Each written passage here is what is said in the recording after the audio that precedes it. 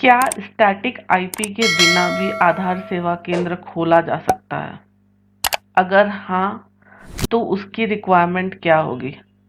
अगर आप किसी ग्रामीण क्षेत्र में रहते हैं तो बार बार आपके मन में ये सवाल उठ रहा होगा, क्योंकि ग्रामीण क्षेत्रों में इंटरनेट कनेक्शन, इंटरनेट स्पीड ही बड़ी मुश्किल से मिलता है, तो फिर ब्रॉडबैंड कनेक्शन, उसके ऊपर से स्टैटिक आईपी मिलना तो नेक्स्ट टू इम्पॉसिबल है। इस सवाल का जवाब ढूंढते हुए मैं आई हूँ UIDAI की वेबसाइट पे। आपको पता होगा कि UIDAI ही वो केंद्र है जो आधार बनाने के लिए हर किसी को एक तरह से मदद करता है और यही अथॉरिटी भी देता है किसी को भी।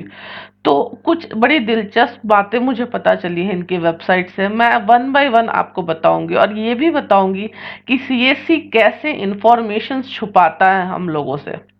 क्योंकि यहाँ पे जो आप इंफॉर्मेशन देखेंगे, मैं श्योर हूँ कि वो देख करके आप चौंक जाएंगे, क्योंकि कुछ इंफॉर्मेशंस यहाँ ऐसी हैं जो हमसे अप्रैल में जब आधार सेवा केंद्र खोलने के लिए जब परमिशन की बात हुई थी और इसका खुलासा किया गया था, तब ये बातें बताई ही नहीं गई थी। तो दिखाती हूँ मैं आपको। मैं यहाँ पे आपको लेकर के आई हूँ UIDAI की ही एक PDF है। यहाँ पे आप ध्यान से देखिएगा कि क्या लिखा गया है। मैं आपको पढ़ के पहले बता देती हूँ कि क्या लिखा गया है यहाँ।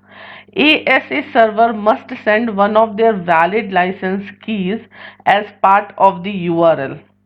Authentication related APIs are enabled only for valid ASAs and only for their registered static IP addresses coming through a secure private network. तो यहाँ पे बहुत ही क्लियरली ये बता दिया गया है कि आपको स्टैटिक आईपी एड्रेस की ज़रूरत होती ही है अगर आप आधार सेवा केंद्र खोलना चाहते हैं तो। और ये कोई आज की PDF नहीं है, मैं इसमें आपको डेट भी दिखा देती हूँ। ये तकरीबन 2017 की PDF है। तो जब ये सर्विस CSC ने ली होगी UIDAI से, तभी उनको स्टैटिक आईपी के बारे में मालूम होगा। लेकिन CSC ने हम VLE से ये इंफॉर्मेशन छुपाई है। अब मैं इसको इन डिटेल में आपको समझाती हूँ, एक बार दिखाती हूँ कि इसका मतलब क्या है। तो यहाँ मैं ले आई आपको कि ASA क्या होता है, पहले ये समझा देती हूँ मैं आपको कि ASA का मतलब क्या होता है। तो कोई भी agency seeking to become an AUA directly needs to draw up an agreement with UIDAI। तो यहाँ का मतलब है कि अगर आप एजेंसी बनना चाहते हैं तो आपको यहाँ पे एक अग्रीमेंट करना पड़ता है UIDAI से, और इसके साथ ही साथ जब आप ऑथेंटिकेशन सर्विस एजेंसी ASA, जो इसके पहले वाले स्लाइड में हमने बात की थी PDF में, तो वो जब भी कोई डेटा ट्रांसमिट करते हैं, अब क्या होता है जब हम एड्रेस चेंज करते हैं, फ़ोन नंबर चेंज करते हैं, तो जो भी हमारा लैपटॉप होगा जो स्टैटिक आईटी से कॉन्फ़िगर्ड होगा और डिवाइसेस से वहाँ पे ऑथेंटिकेट हुआ रहेगा, उससे क्या होगा कि वहाँ पे एक इंफॉर्मेशन जाएगी कि ये रजिस्टर्ड डिवाइस है, इसी स्टैटिक आईपी पे रजिस्टर हुआ है। और उसके बाद क्या होगा कि एक तरह का आपको परमिशन मिल जाता है चेंजेस करने का, क्योंकि अगर कल को उस पर कोई भी गड़बड़ी होती है, कोई भी ऐसा पाया जाता है कि आपने जिसका आधार है उसकी परमिशन के बिना कोई चेंजेस किया है, तो उस हालात में सीधा सीधी वो आपके सेंटर पे ही क्वेश्चन उठता है। तो ये है पूरा प्रोसेस। तो आपने देखा कि किस तरह से यहाँ PDF में क्लियरली मेंशन किया गया है कि जो है आपको स्टैटिक आईपी की ज़रूरत होती ही होती है। ठीक है, ये जो अगर आपको ये PDF चाहिए तो आप मुझे ईमेल आईडी आपकी दीजिएगा कमेंट बॉक्स में, मैं आपको ये PDF भी दे दूंगी। तो अब सवाल ये उठता है कि जब ये इंफॉर्मेशन क्लियरली दी गई थी वेबसाइट पे, तो हमसे क्यों छुपाई गई इस इंफॉर्मेशन को? अब ग्रामीण क्षेत्रों में स्टैटिक आईपी कैसे मिलेगा?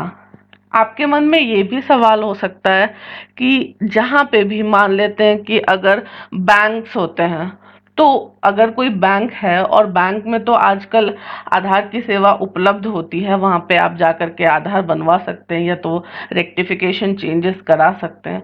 तो बैंक कैसे काम करता है, तो मैं बताना चाहूँगी कि जो बैंक्स होते हैं या फिर जो बड़े बड़े इंस्टीट्यूशंस होते हैं, उनके पास तो इन्वेस्ट करने के लिए काफ़ी पैसा होता है। वो तो उनके लिए स्टैटिक आईपी लगवाना कोई बड़ी बात नहीं होती है। हाँ, लेकिन जो ग्रामीण क्षेत्रों में वीएलईज होंगे, हर वीएलई के पास इतना पैसा नहीं होगा कि वो लाख, 1.5 लाख, 2 लाख रुपए खर्च करके जो है वो स्टैटिक आईपी लगवाए। कुछ लोग ऐसा कह रहे हैं कि 1,500 2,000 में ही स्टैटिक आईपी मिल जाती, इतना खर्चा नहीं होता है। लेकिन ये शायद शहरों में इस दाम पे आपको मिल जाता है स्टैटिक आईपी, लेकिन अगर आप बात करेंगे ग्रामीण क्षेत्रों में, तो आपके लिए अलग से टावर लगाया जाएगा, आपको अलग से एक पूरा सिस्टम क्रिएट करके दिया जाएगा, और उसके बाद ही आपके लिए स्टैटिक आईडी उपलब्ध हो पाएगी। और तो ये एक सवाल था जो बार बार पूछा जा रहा था, इसीलिए मैंने काफी ढूंढ करके ये डिटेल निकाली है आप लोगों के लिए। तो अब सारा मांजरा क्लियर है यहाँ पे कि आखिर क्यों हमसे ये डिटेल छुपाई गई, और क्यों छुपाई गई इस पे तो मैंने अलग से एक वीडियो बनाया हुआ था, उसको मैं डिस्क्रिप्शन लिंक में डाल दूंगी, आप चाहें तो उसको देख सकते हैं। अगर आपको अभी भी कोई क्वेरी है इससे रिलेटेड, तो आप मुझे कमेंट करके पूछ सकते हैं, मैं उसका जवाब जल्द से जल्द देने की कोशिश करूंगी। Thank you.